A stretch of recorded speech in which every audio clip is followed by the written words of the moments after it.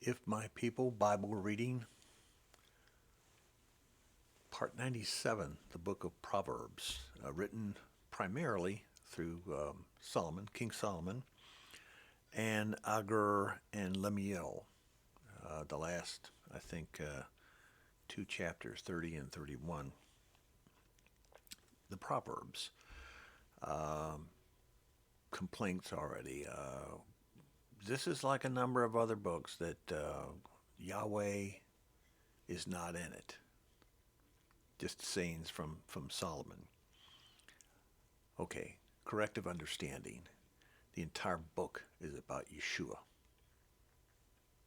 So everything is Yeshua giving instruction. Okay, it's like the book of Ruth and others that, where is Yahweh in it? Um, he's the Redeemer. So, yeah,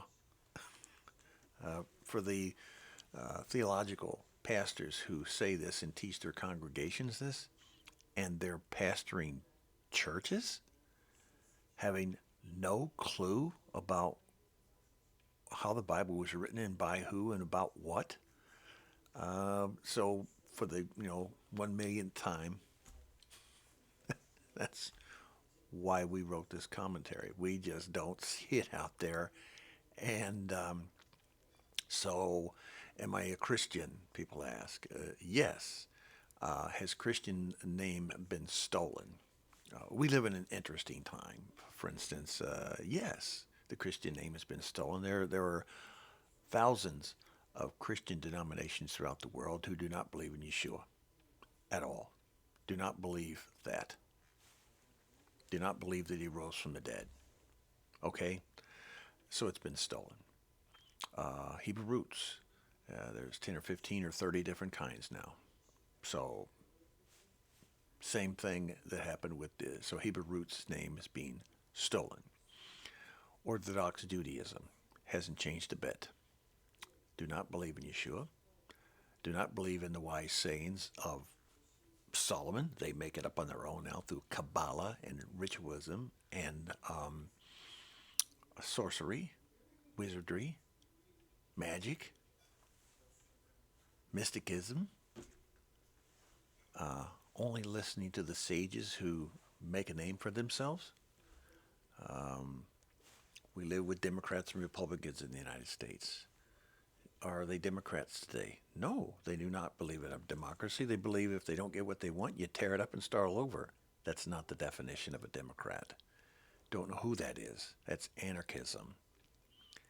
That is evil through and through. So, do I appreciate Democrats? Yes. Do I appreciate today's understanding of it? No. No, it's been stolen, and most Democrats are sound asleep. The Democrats and Republicans go to church. They're sound asleep in the church. They're sound asleep in the government. They're sound asleep in their children, what they're doing right now. Oh, the kids don't bother me at all. They're on their iPads and looking at this all day long. This is what they do. They walk down the street, they bump into each other. So there's only remnant. And I go back to the remnant. So for you remnants out there, you shepherds, I've now identified you. You're paying attention, and you're in part 97. So here we go. So this Proverbs, reading through it, which you do, right? You read it, and then we talk about it. It's a collection of sayings in which, in comparison to contrast, some important truth is set forth. There's a lot of important truth setting forth here. Proverbs were common to all nations of an ancient world. Now, I read that from Schofield. That dates back to the 1890s and so forth. What do I think about that? It's outlived its usefulness. There's a lot of good stuff in there, but there's some nonsense that got snuck in and put in there in the comment section that proved itself wrong. And so, did they correct themselves? No, they just keep reprinting it because it's easy to just make money. And so, this reprint here has probably been done dozens of times. Okay, it just goes on and on. And the last one was printed here in 1988 that I have, full of errors. If I make a mistake in mine, if I make a mistake in that, which I have made a number of changes already, we're going to second edition. Uh, Two important things come out of it from the last number of readings that people responded is that they wanted to see the 613 Torah laws, and then they wanted to see which laws we no longer do, which is now we're down to like 380.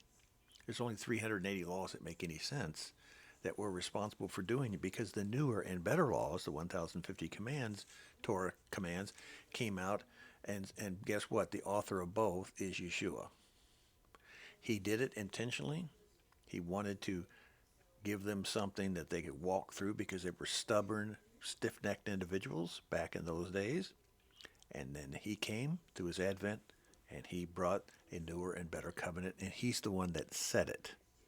Just like Proverbs, a wonderful book to read through. It contains, it starts off about a fatherly son relationship, about the understanding of how you teach them when they're young. Then it goes into wisdom and the fear of Yahweh. And then it contrasted that with folly and sin of not hearing and obeying. And then it goes through selected proverbs through Hezekiah and so forth. Supplemental proverbs by Agar and Lemuel later on. Fatherly exhortations addressed mainly to the young, starting right off the beginning. You start them young. And can they reject you, and will they listen to you? Mostly they will listen to you until they get around 14, 15, 16 years old. Then they don't. They start making their own decisions. And if you plant certain ideas and they were elected, so in other words, you have 10 kids. Well, what's an example? David. How many kids did David have? Should he have had multiple wives? No. Should Solomon had multiple wives? No. And all those kids that David had, how many of them were just wonderful Yahweh, godly individuals?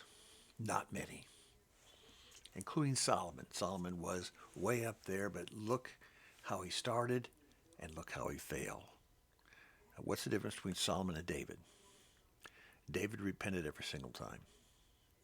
Solomon wrote about it when he get into Proverbs, Ecclesiastes, and so forth. But having said that,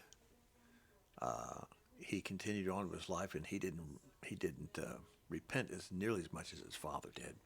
And then is there a number of David's son who just probably will end up judgment to be eternally separated from the father for the rest of their lives in the judgment seat, great white throne judgment coming up? Yeah, they've made some horrible decisions, and they didn't back down from them, including killing, murdering people they shouldn't be doing, plotting, taking over their own father's kingdom. And then what happened to them and their untimely deaths? Well, we can only say that we have that same situation today. You have a number of children, and you train them all up the way they should go. And then if you have 10 of them and you have 2 or 3 that hear and obey, and when they get old, they will teach their children, and they will continue to be fruitful and multiply. That's fantastic. Or you have those that, I just don't have any children. I'll just raise dogs, and I don't want nobody, and I don't care. I'll be the last line of this family. Okay? You may regret that decision, but you can't do anything. They're adults. They take off on their own. David knew that. He was very sad many times in his later life as an old man, but he had joy in his heart because he was connected to the Father. And so should you be too. So you can only do so much for your own family, your own kids, your own neighborhood, and your own congregation. All right. So Proverbs follows that. Pay attention to it. It's very smart, quippy, to the point sayings. It's poetry. Once again, done by Solomon, so there's a lot of poetry involved in this. It's a Hebrew package that you get, I guess. Proverbs are short sentences drawn from long experience. Man was wise. He was given the gift. The key verse in that Bible and in Proverbs, the fear of Yahweh, the fear of Adonai, is the beginning of knowledge, but fools despise wisdom and instruction. That's Proverbs 1:7. And that just lays it out throughout the entire book for you. While the book of Proverbs seems to be a collection of sayings without any particular regard for orderly arrangement, some of us believe that it tells the stories. And one of those some of us is me. I believe that this book is a big, long story, and when you read a storybook, you start from the beginning to the end. Haven't I told you that? You don't change here. You stick with the story, and you'll get it. When you go to a movie and you really like the movie because you stuck the movie, you saw it from beginning to end, and you paid attention the whole time, it will mean a lot more to you. A whole lot more to you as you lead your entire life. You will be able to tell stories years from now. You remember that movie I saw, and you detail it in great detail, so good that the people who are really interested in what you have to say about that movie understand it and they get it. Maybe they didn't watch that movie, maybe they didn't read that book, but you gave them such a great example. You exampled Yeshua to them, even though they haven't read the whole book 15, 20, 30 times like many of us have. Once again, we've had some comments that this is not found in the gospel. But once again, the one person who's making all the decisions and sayings and wise sayings is Yeshua. It's not Solomon. Solomon was given wisdom. Solomon made thousands of statements. Solomon wrote thousands of songs, and he did it by the gift given to him. So, is it Solomon who was the originator author of those songs, or was he the one who penned it? He penned it. No, it was it was it was Yeshua. The whole book of Proverbs is Yeshua. So we start off with wisdom, folly contrasted. Proverbs then kick in. That's in chapters 10 to 24. And then more Proverbs of Solomon that are set in order by men of Hezekiah. That's in chapter 25 to 29. And then it closes out with Agur, A-G-U-R, who's, I don't know who this guy is. But he was pretty important those days to get his chapter in here, chapter 30. And then the Proverbs of a mother to Lemuel, chapter 31. The book of Proverbs. Very worth reading. So, blessings for those who did it. Okay, see you at the next time. And by the way, the next time, where are we at next? We are on Ecclesiastes. Can't wait to get there. It's a good one, too.